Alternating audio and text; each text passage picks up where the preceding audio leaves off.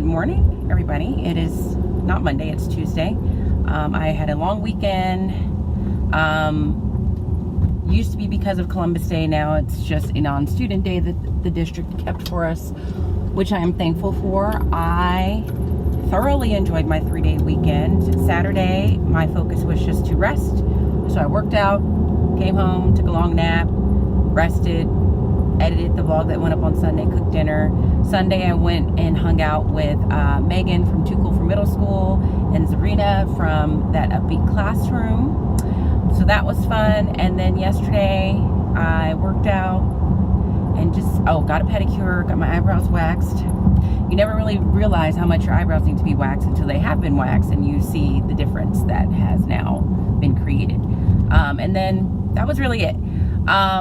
And at the end of last night, I put something on Insta stories last night about this. I just realized, I just think life would be better for us as teachers if every weekend was a 3-day weekend, because it's the perfect amount of time for you to have a day where you literally do nothing but rest and recuperate, take care of personal errands you need to take care of, and then you still have some energy left over to do some school related things. So I did do a few things over the weekend. I did some grading Friday, which I knew I was going to do, but then I also did some work yesterday, and I think even the day before that, but they were very small amounts, very small spurts. And again, it was by choice. I chose to do it because I felt energized to do it. I felt motivated to do it.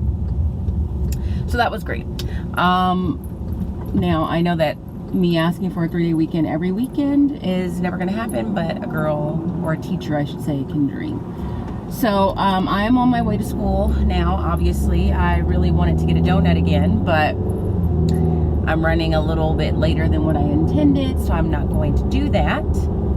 And I don't want to create a bad habit of having a donut at the beginning of every week, because that's not the healthiest thing. But today I actually have another teacher on campus who, I think this is her first year teaching, is coming to observe my class in the afternoon, just to get some classroom management strategies. So I know that's happening today. And then I need to kind of finagle my lessons for the day, because I will be out tomorrow. I'll be at school, but we will have a planning day for all the RSP cluster teachers as well as the RSP teachers themselves. And so there's this thing I want to do in social studies, and I keep going back and forth as to whether or not I want to start it today and then have a skip of the lesson tomorrow and then resume it on Wednesday, or whether or not I just want to primarily focus on language arts, since I'm a little bit behind my counterparts, and just completely save the social studies lesson until Thursday would be. And I feel like that's what I'm going to do.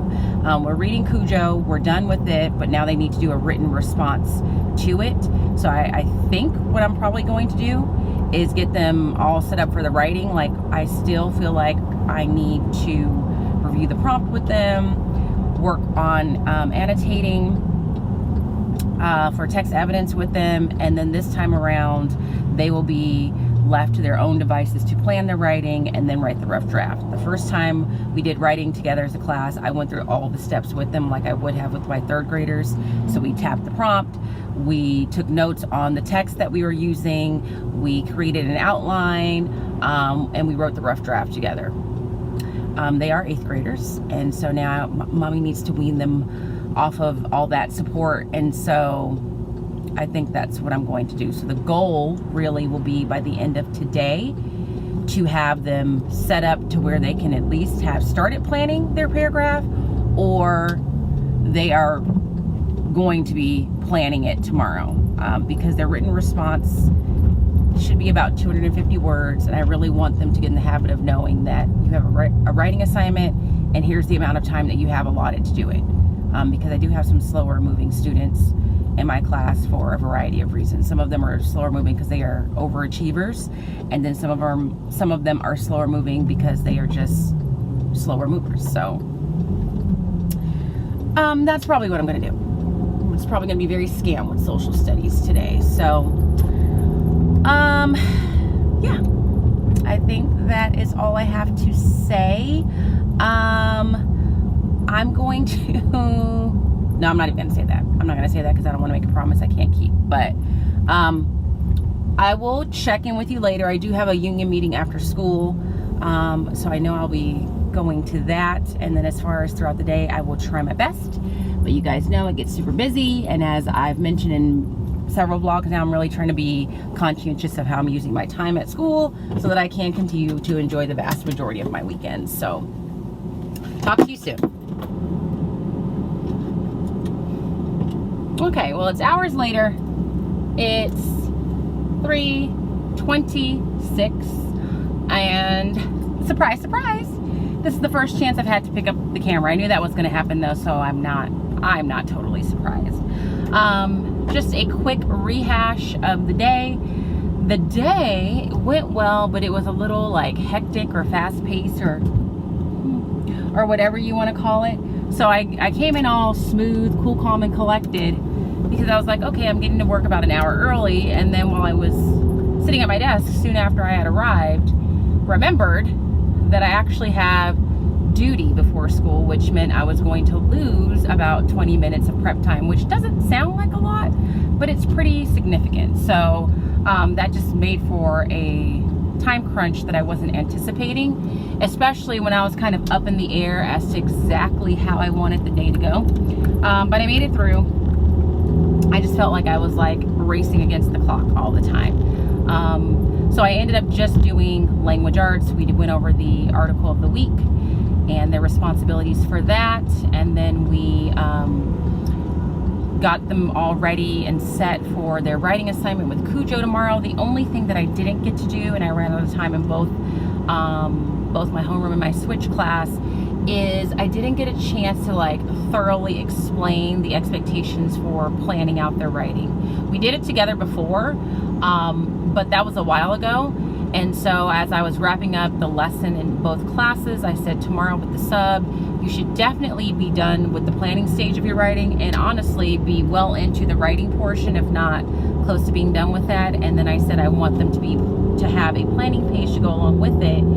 But as I was saying it, I just thought to myself, I'm not sure how fair that is, because they've only done a planning page with me once. And so I don't know for certain that they know what I mean by that. So I said, I will try and remember to leave a sample up for them, and if I can find one, I will, and see how that goes. But if I leave a sample up and what I get back from them is nowhere near or nowhere close to what it's supposed to be, then I just will like excuse them from the planning page this time around. I don't know. I have mixed feelings about that. Like, I'm definitely one of those teachers that when they write, I will require them to have a planning page, because I just want them to get in the habit, even if it's forced, that you should really be planning out to some extent what you're going to write.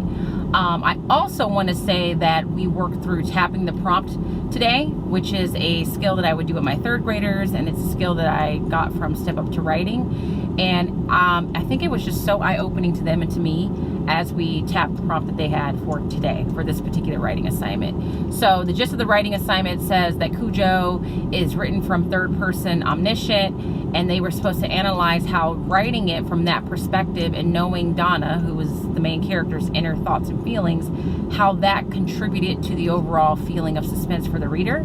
So when they were told to tap the prompt, the T stands for topic, like what is the topic? The A stands for audience, who are you writing this for? And the P stands for purpose. What is the purpose of your writing? Are you persuading, informing, or explaining, or entertaining? They had a really hard time identifying what the topic and the audience was. The topic, some of them wanted to say was Cujo. I had to quickly let them know that no, the topic is not Cujo. And then aside from that, they just had a lot of different things. It took both classes a minute to realize that the topic really was how writing in third person, omniscient point of view, and allowing the reader to know all of Donna's inner thoughts and feelings contributed to the overall feeling of suspense in the story.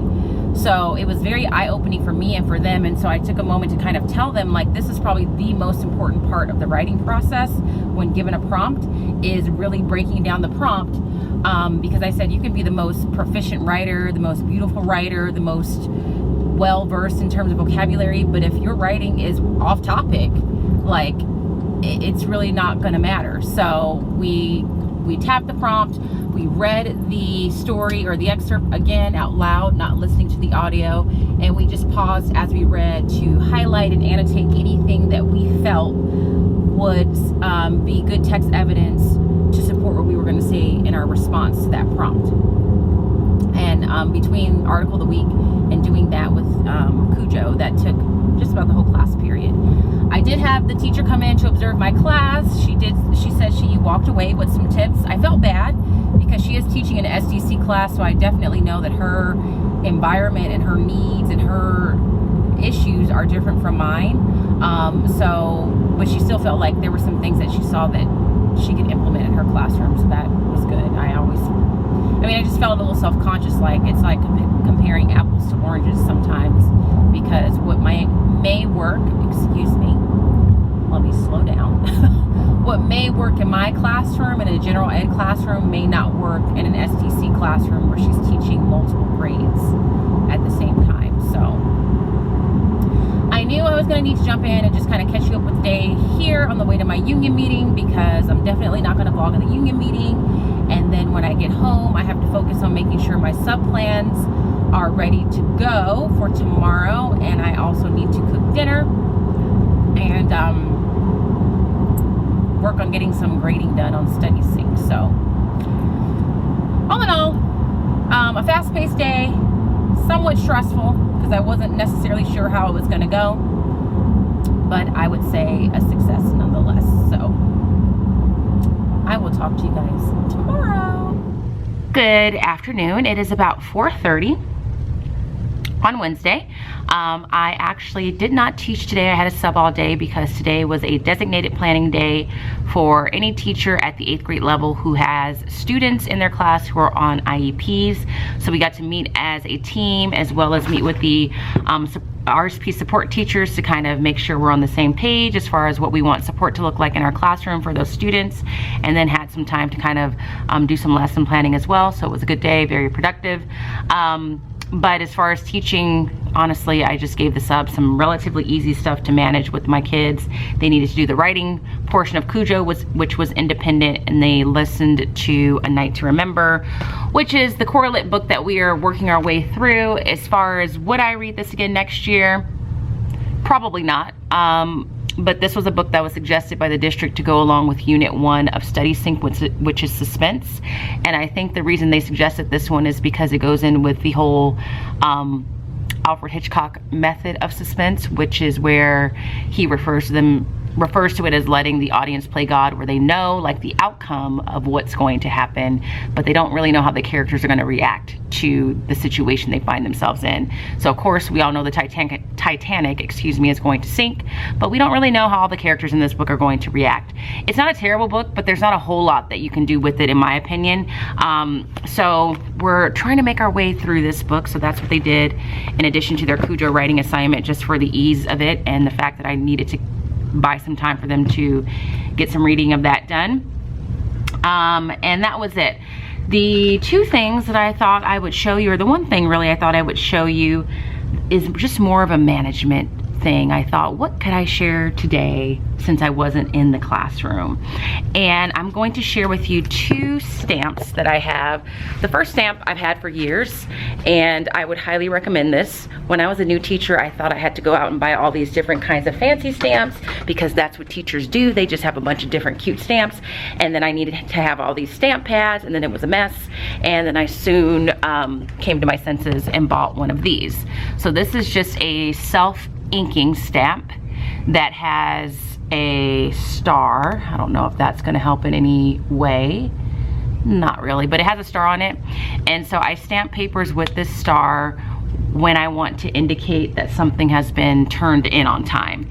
So this, when I see this red star on a paper, I know that the student turned it in and it was turned in on time, because honestly, I don't necessarily, that's not even accurate. Most of the time I'm not able to grade things in real time. If they turn something in on Monday, the likelihood of me getting it graded on Monday is very minimal. So I have to have some way to track whether or not it was turned in on time, and this stamp is used to do that. And I've had this for years. I've used it at the elementary level. The new addition to my stamp collection, that is all of 2 stamps, is this stamp because since these are middle schoolers and we are trying to teach them about deadlines and timelines, and as the school year goes on, the amount of time that we're willing to accept late work diminishes. I need to know that if they're turning something in late, that they're turning it in within the time frame allotted. So this is a stamp that has different things on it. I think, oh, I threw the little packaging away. It has a, what I'm using it for, let's just focus on that, is it has a received by stamp on it. So I haven't learned how to adjust the date yet, but this just stamps the paper with the date on it. I don't think that's gonna focus too well, so that I know if someone turns something in late, when they turned it in, and if it's worth, not worth, or eligible to be accepted late. Because I'm very strict with my students about when they turn assignments in, they put the date on it so that I know when that was assigned, so that when it comes to late work, I can track when the time frame for accepting that late piece of work has come to an end. So at this point, I am taking late work up to a week. But next trimester, which is right around the corner, it gets cut down to a couple of days, I believe, is the grade level standard. And then third trimester, we don't accept late work at all. I have to check my syllabus just to be sure, but I think it goes like that. So if you're a new teacher out there, you don't need to buy 5,000 stamps, as cute as they are. You really just need to invest in one self-inking stamp, and you can get these on Amazon. I will try and link them in the description box in case you're interested, and just use this to help you track whether things are being turned in on time, whether or not you've given a student credit, whatever works for you. But that's what I have to share. Oh, I just got a text letting me know that I got added to my Orange Theory workout class tomorrow at 5 o'clock. Yay!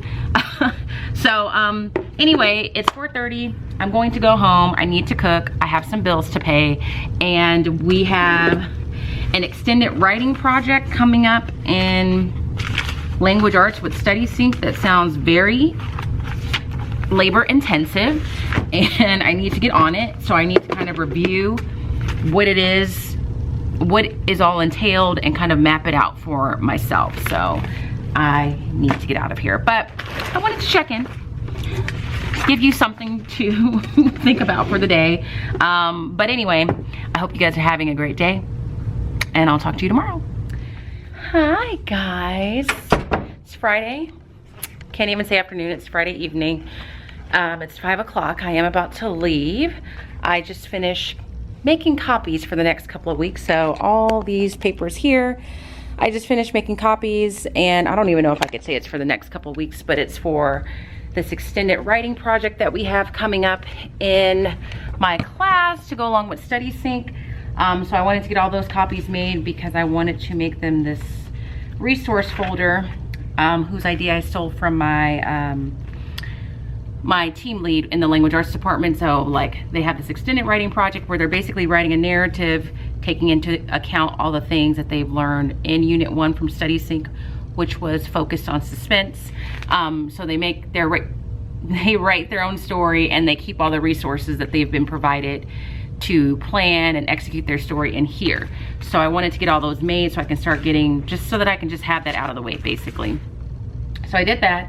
I'm partially planned. I'm gonna go home once I get cleaned up here and finish planning. I might go home and take a nap first because I am sleepy. And Fridays are just like my nights where I just decide to stay up and just get the work done so that I don't have to worry about it over the weekend. I'm missing a battery. That's not good. Someone gave me 4 batteries that I need for my bullhorn, and I only see 3 batteries right now. So that's what's on the agenda for the rest of the day. As far as how the day has gone, the day has been extremely busy. This morning I had to be at school at 7:15, and before I got here at school I needed to stop and get some donuts for the leadership kids. They donated to the purchase of these donuts because, as I know I've said in a previous vlog, I have now learned that donuts are extremely expensive now. To get 3 dozen donuts is almost $40, which just sounds like a lot of money. So I had to leave Orange Theory earlier than normal because I had to not only get to school, 15 minutes earlier than normal, but I had to stop and get donuts. So as soon as I stepped foot on the ground at 7:15, we were super busy because today is Lead Denim Day for us, which is a day that we ask students to, sorry, I'm trying to adjust this, that we ask students to wear pink and white, or actually really pink and jeans. I always include white because some people will say I don't have pink, but most people will have either a pink shirt or a white shirt. We ask them to wear pink and white in support of breast cancer research and breast cancer awareness. And so today was that day, and as leadership, we came to school early. We've got our pom-poms out. We got our signs of support. We got our pink pillowcases out, and we stood in front of the school to encourage people to donate funds. And then we're gonna take those funds and donate them to a local,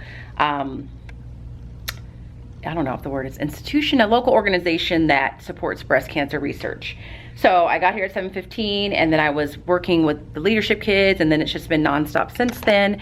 As far as what we did in class today, with social studies, they have, did I tell you guys I was gonna have them do a self-portrait? I don't even know if I said that. So they did this project that I've always enjoyed doing on Frida Kahlo. Everything's blurring in my mind, so I don't know if I mentioned this. If I did, my apologies. But they do this self-portrait based on this self-portrait that Frida did of herself.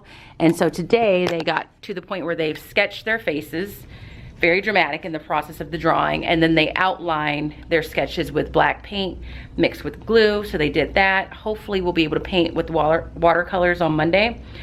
So that's what I did in social studies. Language arts, we just did the article of the week reflection as well as read A Night to Remember. This week's article I really liked because it was very eye-opening. I specifically chose an article in Iraq. And when they go on and they do their reflections as to what they learned and which schema they built, all of them, I believe, either picked the schema of history was being built, or they felt like they expanded their knowledge of the world. And when I asked them to share out what they put on their Google slide, they had some pretty